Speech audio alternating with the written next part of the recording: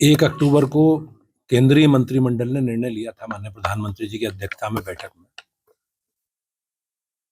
कि वंदे मातरम गायन के 150 वर्ष पूरे होने के उपलक्ष्य में हम अभियान चलाएंगे, समारोह पूर्वक वंदे मातरम के गायन करेंगे।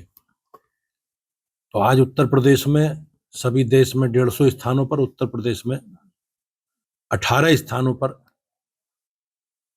वंदे मातरम का सामूहिक गान हम सब लोगों ने किया है।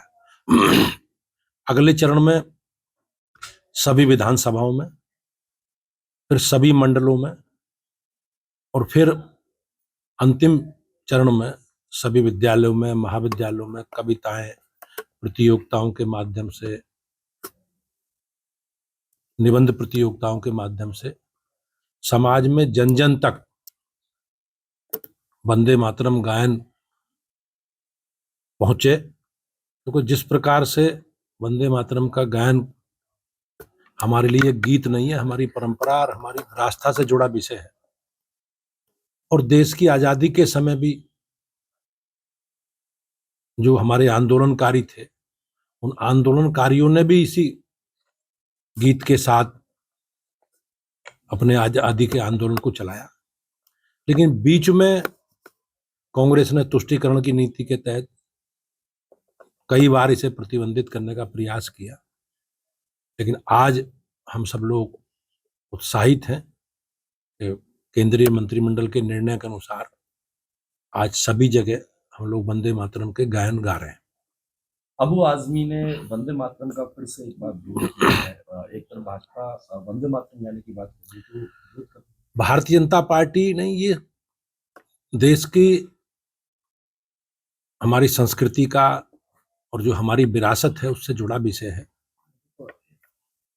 ये 1875 में बंकिम चंद्र चट्टोपाध्याय जी द्वारा लिखा गया था और पहली बार गुरुदेव रविंद्रनाथ टैगोर जी ने वंदे मातरम के गायन को गाया। और लगातार वंदे मातरम का गायन हमारे आजादी के लिए लड़ने वाले योद्धाओं को प्रेरणा देता रहा। लेकिन पहली बार जिस प्रकार से कांग्रेस ने 1923 में कांग्रेस की कार्य समिति में इसे प्रतिबंधित किया गया, वो निश्चित रूप से एक समाज के एक विशेष वर्ग का कहीं ना कहीं तुष्टीकरण है और उसी आधार पर कांग्रेस इस विषय को आगे बढ़ाती रही है। ये देश की सांस्कृतिक सामाजिक पहचान से जुड़ा विषय है और हमारे लिए, सबके लिए गर्व की बात है। जी, पश्चिम बंगाल में एसआईआर का विरोध कर रही है वहां की मुख्यमंत्री और एक लॉबी तैयार कर रही है, क्या कहेंगे? ये समाज में एक नकारात्मक एजेंडा फैलाने के लिए और संवैधानिक संस्थाओं के प्रति जो लोगों के मन में एक निगेटिव, नकारात्मक एजेंडा चलाने का विपक्षी दलों का एक षड्यंत्र है। एसआईआर एक सामान्य प्रक्रिया है और 20 वर्ष बाद दोबारा फिर प्रारंभ हुई है। इसमें केवल अपात्र लोगों का नाम मतदाता सूची से हटाना और पात्र लोगों का नाम मतदाता सूची में जुड़वाना है। लेकिन समाज में एक विशेष वर्ग को टारगेट करके एक वोट बैंक के रूप में जो विपक्षी दल देखते हैं, उसमें उसे भ्रमित करना, गुमराह करना और एक निगेटिव एजेंडा चलाना इन लोगों का एजेंडा रहा है। आपने देखा अभी बिहार में एसआईआर हुई है। राहुल गांधी जी ने, तेजस्वी यादव जी ने जिस प्रकार से एक नकारात्मक एजेंडा चलाया, एक यात्रा निकाली, लेकिन बाद में जब मतदाता सूची का फाइनल ड्राफ्ट प्रकाशित हुआ तो इन लोगों को सांप सूंघ गया। इन्होंने उसकी चर्चा तक बंद कर दी और राहुल गांधी जी फाइनल मतदाता सूची का ड्राफ्ट प्रकाशित हुए विदेश चले गए और अभी 2-4 दिन पहले ही दिखाई दी, अवतरित हुए हैं हिंदुस्तान की धरती पर।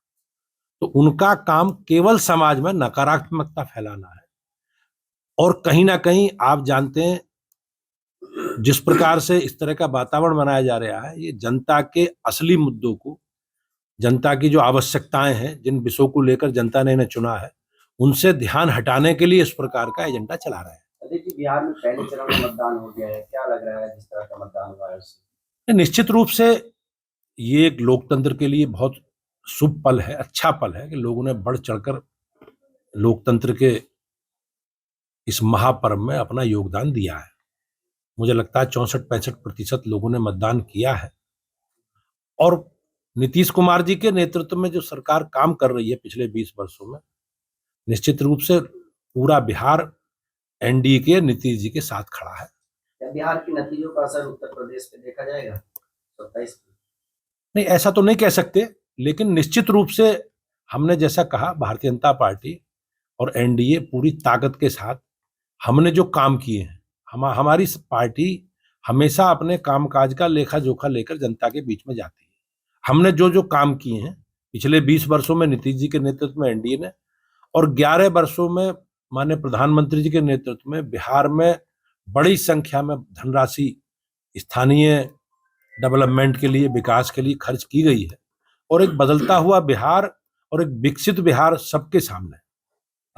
सपा जो है वो पश्चिम में जाट मुस्लिम चौपाल लगाने जा रही है भाजपा को डेंट करने के लिए, क्या कहेंगे? मैंने जैसे कहा ना, उनका एजेंडा समाज में जाति भाषा के नाम पर राजनीति करने का। वो कभी सामूहिक समाज की बात नहीं करते, सबकी बात नहीं करते। तो भारतीय जनता पार्टी का एजेंडा सबका साथ और सबका विकास और सबका विश्वास।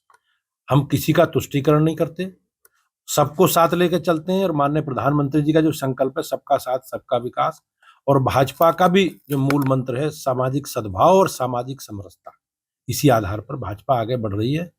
हम समाज को 140 करोड़ लोग और 25 करोड़ लोगों के विकास के लिए, उनके उत्थान के लिए हमारी पार्टी माननीय प्रधानमंत्री जी और माननीय मुख्यमंत्री जी के नेतृत्व में हम बात करते हैं, और उसी आधार पर भारतीय जनता पार्टी बगैर किसी भेदभाव के हमारी सरकारें काम कर रही हैं। तो क्या भाजपा को डेंट कर पाएगी सपा जो ये चौपाल कर रही है इसको लेकर? निश्चित रूप से सबको अपनी लोकतंत्र में बात कहने का अधिकार है। हम लोकतंत्र में हैं, और लोकतंत्र में सब अपनी बात जनता के बीच में रख सकते हैं, लेकिन जनता इस समाज के विभाजनकारी नीतियों को एकदम अस्वीकार कर चुकी है। सपा नेता आजम खान है, बिहार को जंगल राज कह रहे हैं कि हथियारबंद लोग भी चुनाव प्रचार करने गए, मेरे पास तो खुद की सुरक्षा नहीं है। अब वो बेचारे चुनाव में गए नहीं, पहली बार निकले हैं घर से वो, तो वो बिहार बहुत समय से मुझे लगता है गए भी नहीं, और बिहार की सच्चाई के बारे में आजम खान को कोई जानकारी है नहीं। बिहार लालू राबड़ी के राज की बिहार की बात वो कर रहे होंगे, उसका अनुभव उन्हें रहा होगा। जो 1990 से और 2005 तक का शासन था, उसमें जंगल राज भी थी, जातीय नरसंहार भी थे, जातीय द्वंद्व भी थे, और निश्चित रूप से जिस प्रकार के अराजकता होती थी और सरकारें उन तत्वों के साथ खड़ी रहती थी। लेकिन आज नीतीश जी के नेतृत्व में सरकार बेहतर काम कर रही है, और आज बदलता हुआ बिहार सबके सामने।